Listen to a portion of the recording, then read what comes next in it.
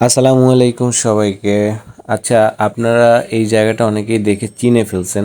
এটা হচ্ছে যমুনা ফিউচার পার্কের ফ্রন্ট সাইডে, হ্যাঁ, মার্কেটে ঢুকতেই সামনে বটগাছের নিচে এই যে সিরিয়াল দিয়ে যে লোকজন দাঁড়িয়ে আছে, এরা হচ্ছে সৌদি অ্যাম্বাসিতে আসছে, সৌদি যাবে, যাওয়ার উদ্দেশ্যে। তো বায়োমেট্রিক ফিঙ্গারপ্রিন্ট করার জন্য আসছে। যাই হোক, আমি জানি না এরা সৌদি গিয়ে কি করবে। এখানে অ্যাম্বাসি আসার পর থেকে খেয়াল করলাম কন্টিনিউ মানে এভরি ডে এরকম লাইন কন্টিনিউ এরকম চলতে থাকে, হ্যাঁ।